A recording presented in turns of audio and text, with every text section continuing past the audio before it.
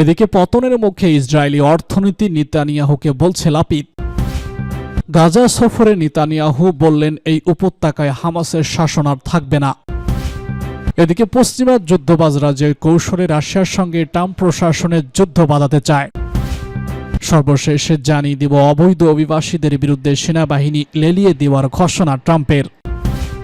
পতনের মুখে ইসরায়েলি অর্থনীতি বলছে ইয়ার লাপিদ। ইহুদিবাদী ইসরায়েলের বিরোধী দলীয় নেতা ইয়ার লাপিদ যুদ্ধবাজ প্রধানমন্ত্রী বেনিয়ামিন নেতানিয়াহুর মন্ত্রিসভার তীব্র সমালোচনা করে বলেছেন ইসরায়েলের অর্থনীতি পতনের মুখে রয়েছে। তিনি সম্প্রতি তেল আবিবে এক বক্তব্যতায় বলেছেন, ফিলিস্তিনের প্রতিরোধ যোদ্ধাদের হাতে 1 বছরেরও বেশি সময় ধরে ইসরায়েলি পণবন্দীরা আটক রয়েছেন এবং ইসরায়েলের অর্থনীতিও ধ্বংসের দ্বারপ্রান্তে রয়েছে। অথচ নেতানিয়াহুর মন্ত্রিসভা বাধ্যতামূলক সামরিক দায়িত্ব পালনে অস্বীকারীদের শাস্তি বিষয়ক আইন অনুমোদনের কাজে ব্যস্ত রয়েছে।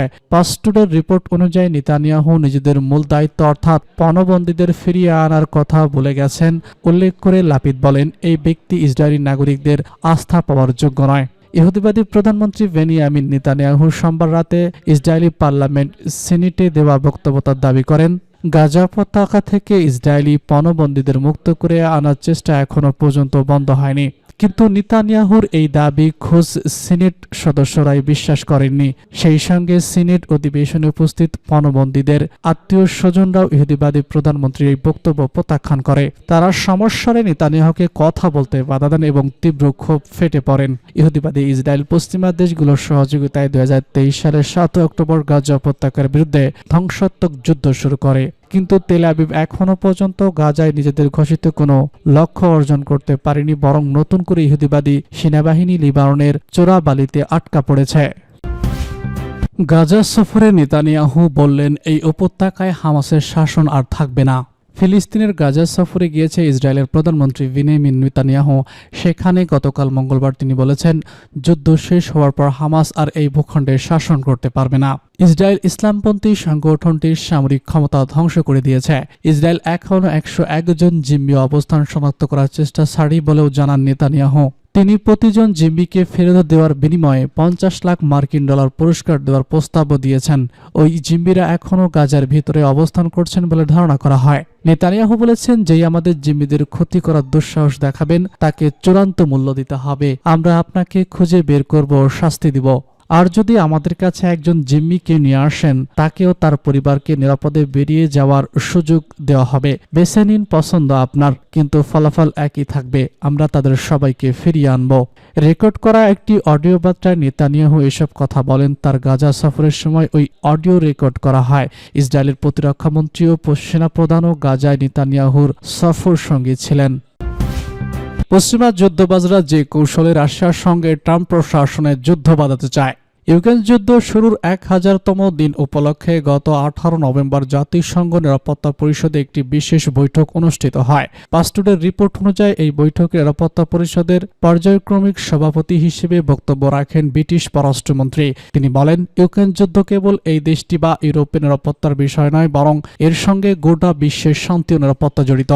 ইউক্রেন যুদ্ধ শুরুর 1000তম দিবস উপলক্ষে এমন সময় এই বৈঠক অনুষ্ঠিত হলো যখন জো বাইডেনের নেতৃত্বাধীন মার্কিন সরকার ইউক্রেনকে পাশ্চাত্যের সরবরাহ করা দূরপাল্লার ক্ষেপণাস্ত্র দিয়ে রাশিয়ার গভীরে অভ্যন্তরে হামলা চালানোর অনুমতি দিয়েছে। এই কারণে বিশ্লেষকরা বলছেন, এই যুদ্ধ পরিস্থিতি দ্রুততম সময়ের মধ্যে খারাপের দিকে যেতে পারে। 2022 সালের 24শে ফেব্রুয়ারি শুরু হওয়া এই যুদ্ধে রাশিয়া ও ইউক্রেন উভয় দেশের জানমালের ব্যাপক ক্ষয়ক্ষতি হয়েছে। ঘোষিত পরিসংখ্যান অনুযায়ী এই যুদ্ধে এখনও পর্যন্ত 11,000 বেসামরিক ব্যক্তি নিহত ও 25,000 জন আহত হয়েছেন। অঘোষিত সংখ্যার চেয়ে অনেক বেশি বলে মনে করা হয়। ইউক্রেনের অবকাঠামোর ব্যাপক ক্ষয়ক্ষতি হওয়ার সত্ত্বেও দেশটি প্রায় 1 কোটি মানুষ বাস্তুচ্যুত হয়েছেন। এদের মধ্যে প্রায় 68 লাখ আশপাশের দেশগুলোতে পালিয়ে গেছেন। এই বিষয়গুলোকে ইউক্রেন যুদ্ধের প্রধান ক্ষতি হিসেবে বর্ণনা করা হয়। এছাড়া ইউক্রেন এখনও মাইন স্থাপনের দিকে বিশ্বের সবথেকে দুর্দশিত অঞ্চলের অন্যতম পরিণত হয়েছে। প্রাথমিক ধারণা অনুযায়ী ইউক্রেনকে পুনর্গঠন করার জন্য $500 বিলিয়ন অর্থের প্রয়োজন হবে। আর এ কাজে শেষ করতে লাগবে অন্তত 10 বছর। এদিকে ইউক্রেন যুদ্ধের দুই পক্ষ অর্থাৎ রাশিয়া ও ইউক্রেন পরস্পরের বিপুল সংখ্যক সেনাকে হত্যা করার পাশাপাশি অস্ত্রশস্ত্র সামরিক সরঞ্জামেরও বড় ধরনের ক্ষতি করার দাবি করেছে। অবস্থা দৃষ্টিতে মনে হচ্ছে ধীরে ধীরে ইউক্রেন যুদ্ধের প্রকৃতিগত পরিবর্তন শুরু হয়েছে। এই পরিবর্তনের সবচেয়ে গুরুত্বপূর্ণ দিক মার্কিন প্রেসিডেন্ট নির্বাচনে রিপাবলিকান প্রার্থী ডোনাল্ড ট্রাম্পের বিজয়। তিনি 2025 সালের 20 জানুয়ারি ক্ষমতা গ্রহণ করবেন। ট্রাম্প আগেই ঘোষণা করেছিলেন তিনি ক্ষমতায় ফিরতে পারলে ইউক্রেন যুদ্ধ বন্ধ করার ব্যবস্থা নেবেন। এর ফলে ইউক্রেনের সমর্থক ইউরোপীয় দেশগুলো বিশেষ করে জার্মানি এ কথা বুঝে গেছে যে ইউক্রেন যুদ্ধকে আর আগের মতো করে সামনে এগিয়ে যাওয়া সম্ভব নয়। ডোনাল্ড ট্রাম্প নির্বাচনী প্রচারে ইউক্রেন যুদ্ধের ব্যাপারে বাইডেন প্রশাসনের নীতির তীব্র আলোচনা করেছেন। বিশেষ করে ইউক্রেনকে আমেরিকার পক্ষ থেকে দেওয়া হাজার হাজার কোটি ডলারের সামরিক সহায়তা গ্রহণযোগ্য নয় বলে জানিয়েছেন ট্রাম্প। এছাড়া ন্যাটো জোট থেকে বেরিয়ে যাওয়ার হুমকি দিয়েছে আমেরিকার সাবেক এই প্রেসিডেন্ট। এ কারণে ইউরোপীয় দেশগুলোর মধ্যে ইউক্রেন যুদ্ধ নিয়ে মারাত্মক উদ্বেগ তৈরি হয়েছে। ইউক্রেনকে দেওয়া মার্কিন সহায়তার পরিমাণ নিয়ে যেমন ট্রাম্প তক্ত বিরক্ত, তেমনি ইউক্রেন যুদ্ধের প্রেসিডেন্ট ভলোদিমির জেলেনস্কিকে বিশ্বের সবথেকে বড় ক্রেতা হিসেবে উল্লেখ করেছেন। মাত্র 2 মাস পর আমেরিকার প্রেসিডেন্টের দায়িত্ব গ্রহণ করতে যাওয়া ব্যক্তির দৃষ্টিভঙ্গি যখন তখন বর্তমান প্রেসিডেন্ট জো বাইডেন ইউক্রেন যুদ্ধের ব্যাপারে এক নজিরবিহীন সিদ্ধান্ত নিয়েছেন। তিনি ব্রিটিশ ও ফ্রান্সের সঙ্গে পরামর্শ করে ইউক্রেনকে পাশ্চাত্যের দেওয়া ক্ষেপণাস্ত্র ব্যবহার করে রাশিয়ার গভীরে হামলার অনুমোদন দিয়েছিলেন। ইউক্রেনকে যেসব ক্ষেপণাস্ত্র ব্যবহার করার অনুমতি দেওয়া হয়েছে তার একটি পাল্লা 300 কিলোমিটার এবং আরেকটির পাল্লা 500 কিলোমিটার। বাইডেন প্রশাসনের এই সিদ্ধান্তকে ভয়াবহ বিপজ্জনক বলে মনে করছে সামরিক বিশ্লেষকরা। ওয়াশিংটনের এই সিদ্ধান্তকে ইউক্রেনকে স্বাগত জানালেও রাশিয়া এ ব্যাপারে কঠোর হুঁশিয়ারি উচ্চারণ করেছে। এখানে সবথেকে বিস্ময়কর ব্যাপার হচ্ছে যে ইউরোপীয় দেশগুলো ডোনাল্ড ট্রাম্পের পরবর্তী মেয়াদে ইউক্রেন যুদ্ধের ভবিষ্যৎ নিয়ে সংকুচিত সেই ইউরোপীয় দেশগুলো বাইডেন প্রশাসনের নতুন সিদ্ধান্তকে স্বাগত জানিয়েছে। ফরাসি প্রেসিডেন্ট ইমানুয়েল ম্যাক্রো ইউক্রেনকে রাশিয়ার গভীর অভ্যন্তরে হামলা চালানো মার্কিন অনুমতিকে স্বাগত জানিয়েছেন। এটি একটি ভালো সিদ্ধান্ত। দেখে শুনে মনে হচ্ছে ইউরোপীয় নেতারা এখন এক কথা ভাবছে যে বাইডেন প্রশাসনের নতুন সিদ্ধান্ত বাস্তবায়ন শুরু হয়ে গেছে। আমেরিকা ইউক্রেন যুদ্ধে এত বেশি জড়িয়ে পড়বে যে পরবর্তী প্রেসিডেন্ট ডোনাল্ড ট্রাম্প চাইলেও এই যুদ্ধ বন্ধ করতে পারবে না। হয়তো বাইডেন প্রশাসনেও এই ধরনের কিছু চিন্তা ভাবনা করেই নিজেদের অন্তিম মুহূর্তে এমন একটি অনুমতি ইউক্রেনকে দিয়েছে। অবৈধ অধিবাসীদের বিরুদ্ধে সেনাবাহিনী লেলিয়ে দেওয়ার ঘোষণা ট্রাম্পের। অভিবাসন নীতির উপর শুরু থেকে কড়াকড়ি আরোপের কথা জানিয়েছে সাবেক মার্কিন প্রেসিডেন্ট ডোনাল্ড ট্রাম্প। এবার এ বিষয়ে আরও কঠোর বার্তা দিয়েছেন তিনি। অবৈধ অধিবাসীদের বিরুদ্ধে সেনাবাহিনী লেলিয়ে দেওয়ার ঘোষণা দিয়েছে ট্রাম্প। গণমাধ্যম দ্য গার্ডিয়ানের এক প্রতিবেদনে সব তথ্য জানানো হয়েছে। ডোনাল্ড ট্রাম্প বলেছেন তার সরকার একটি জাতীয় জরুরি অবস্থা ঘোষণা করবে এবং অবৈধ অভিবাসীদের বিতাড়িত করতে মার্কিন সেনাবাহিনী ব্যবহার করবে। গত 24 সেপ্টেম্বর সামাজিক যোগাযোগ মাধ্যমে জুডিশিয়াল ওয়াচের প্রেসিডেন্ট টিম গিফট এক পোস্টে লিখেছেন, আগামী প্রশাসন গণভাবে অবৈধ অভিবাসীদের বিতাড়িতকরণ কর্মসূচির অধীনে বাইডেনের আক্রমণকে প্রভাবিত করতে সামাজিক সম্পদ ব্যবহার করবে। এটির জবাব ট্রাম্প লিখেছেন সত্য, অর্থাৎ তিনি অবৈধ অভিবাসীদের বিরুদ্ধে সেনাবাহিনীকে ব্যবহার করবেন। ট্রাম্প জয়ের পর থেকে অবৈধ অভিবাসীদের বের করে দেওয়ার প্রচারণায় প্রতিশ্রুতিপূর্ণ ব্যক্তর কথা জানিয়ে আসছেন।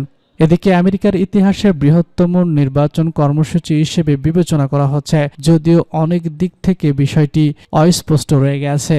এর আগে সূত্রের নাগরিকত্ব আইনে পরিবর্তন আনার ঘোষণা দিয়েছে সাবেক নবনির্বাচিত মার্কিন প্রেসিডেন্ট ডোনাল্ড ট্রাম্প। তার এই ঘোষণার আশঙ্কা বেড়েছে 10 লাখ ভারতীয়।